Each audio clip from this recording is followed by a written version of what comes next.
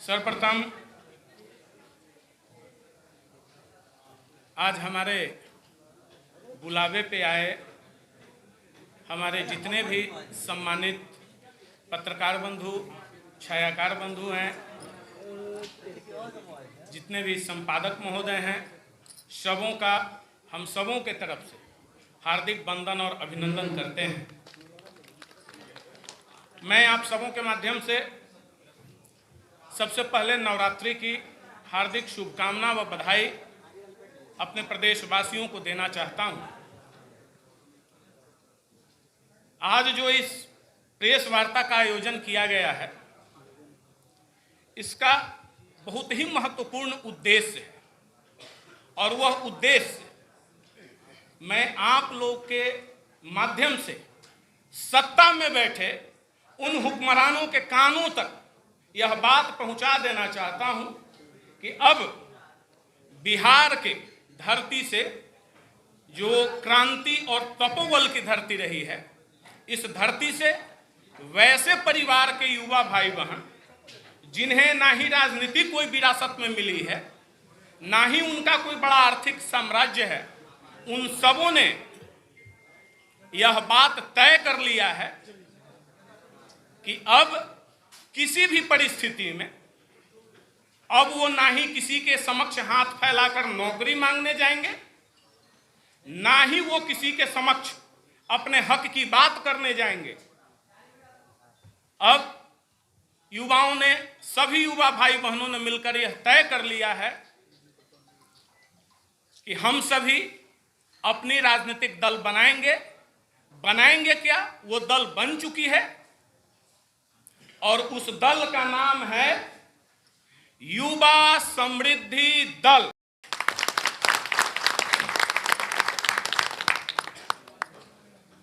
और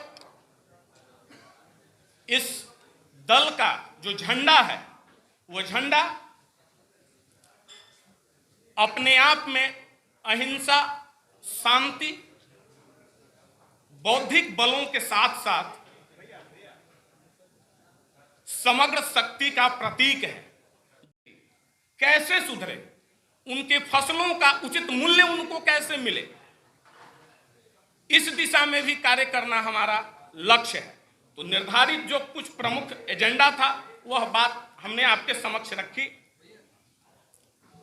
और मैं आप सबों के समक्ष और आप सबों के माध्यम से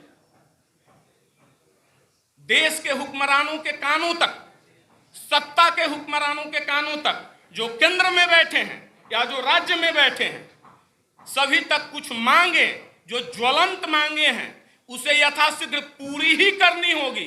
करनी चाहिए, अब युवा नहीं कहेगा, करनी होगी। और वो पहली मांग हमारी है कि 50 वर्ष से कम आयु के जितने भी युवा भाई बहन इस देश में, इस राज्य के अंदर हैं, उन्हें राजनैतिक आरक्षण प्रदान करना होगा। अर्थात विधानसभा से लेकर लोकसभा तक हमारी उम्र के आधार पर, संख्या के आधार पर सीटें निर्धारित करनी होगी।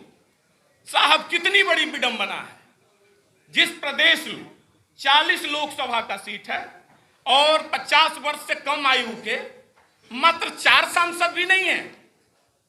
हमारा हक कौन खा रहा है? यह कितनी बड़ी विडंबना है। जिस प्रदेश में 243 विधानसभा सीट है, उस प्रदेश के अंदर हमारा 25% भी भागीदारी नहीं है विधानसभा के अंदर। और मतदाता सूची में जितने कुल वोटर हैं, 7.5 करोड़ लगभग वोटर हैं बिहार की धरती पे, और उसमें 75% वोटर बिलो द 50 एज के हैं, यानी 50 वर्ष से कम उम्र के हैं। तो अब बताइए, क्या हमें इसकी हकमारी नहीं हो रही है? हमें इसका हक मिलना चाहिए या नहीं मिलना चाहिए? हम युवाओं को प्रतिनिधित्व करने का मौका मिलना चाहिए कि नहीं मिलना चाहिए? तो यह हमारी पहली मांग है। दूसरी मांग है, जब एक चतुर्थ वर्गीय कर्मचारी से लेकर और सुप्रीम कोर्ट के माननीय न्यायाधीश के रिटायरमेंट का उम्र फिक्स है, तो फिर ये माननीय विधायक और माननीय सांसदों की रिटायरमेंट की उम्र फिक्स क्यों नहीं है? इनका भी निर्धारण होना चाहिए और करना होगा। हर परिस्थिति में सरकार को करना होगा। अगर माननीय नरेंद्र मोदी जी हमारे देश के अभिभावक हैं, मैं उनसे आग्रह करूंगा कि आप अगर देश सुधारना चाहते हैं, राजनीति से भ्रष्टाचार को मिटाना चाहते हैं, तो सबसे पहले इन बातों को लागू कीजिए। स्वतः जैसे ही युवा मेन स्ट्रीम में आएंगे, स्वतः सारी विडंबनाएं समाप्त हो जाएंगी, सारा कोढ़ मिट जाएगा राजनीति का। तीसरी हमारी मांग है, अगर छात्रों के लिए, छात्राओं के लिए, आप सभी भी छात्र रहे होंगे, आप सबों को भी यह पता है कि हर परीक्षा में आपका अटेम्प्ट लेने का, कि कितने बार आप एग्जाम दे सकते हैं, इसके लिए निर्धारित है ना, वो सीमा निर्धारित है कि आप 2-3 अटेम्प्ट ले सकते हैं, 5 अटेम्प्ट ले सकते हैं।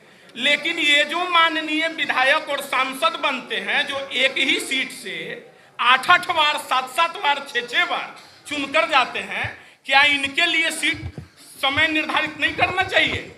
इनके लिए भी कितनी बार ये जीत कर जाएंगे, यह निर्धारित करना होगा। और ये सरकार को चाहिए कि राजनीति से भ्रष्टाचार मिटाने में दूसरा कदम यह भी साबित होगा।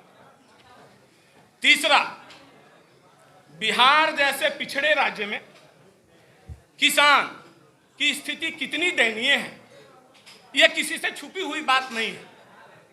तो जब किसान को आर्थिक बल नहीं मिलेगा, तो कम से कम केंद्र की सरकार यह करे कि भाई प्रति किसान को प्रति माह 200 यूनिट बिजली फ्री उसको कृषि कार्य हेतु उपलब्ध करवाए।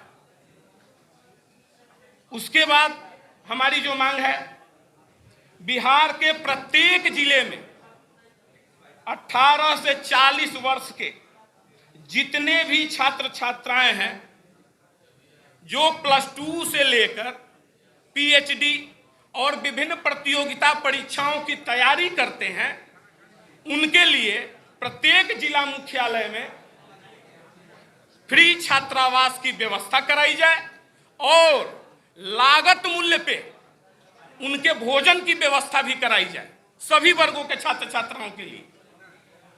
उसके बाद हमारी मांग है, आए दिन आप देखते हैं कि बिहार के अंदर जो बिहार ज्ञान की भूमि रही है, विश्व को ज्ञान से परिचय कराने वाला नालंदा विश्वविद्यालय हमारे यहाँ रहा, विक्रमशिला विश्वविद्यालय हमारे यहाँ रहा, और आज हमारी विडंबना है कि आज हमारे यहाँ विश्वविद्यालय का सत्र ही लेट चलता है। 3 वर्षों का सत्र 6 वर्षों में जाता है, 5 वर्षों में जाता है। तो हमारी यह राज्य सरकार से मांग है कि यथाशीघ्र, और केंद्र सरकार की भी चूंकि सहभागिता होती है, तो यथाशीघ्र साल भर के अंदर आप जितने भी विश्वविद्यालय जिनका सत्र लेट चल रहा है उन्हें नियमित कीजिए। उसके आगे राज्य के अंदर हमारे जितने भी शिक्षक हैं, नियोजित जितने भी शिक्षक हैं, अब उनके साथ धोखाधड़ी, वादा खिलाफी बंद कीजिए और उन्हें नियमित राज्यकर्मी का दर्जा दीजिए। और यह देना होगा, नहीं तो आगामी चुनाव में आपको इसका फलाफल दिख जाएगा। और जितने भी हमारे भाई बहन B.Ed पास, STT पास है, TET पास है, जितने शिक्षक अभ्यर्थी हैं जो निरंतर आंदोलनरत रहते हैं, उन सबों का नियोजन फिक्स करना होगा और यथाशीघ्र उनका नियोजन करें।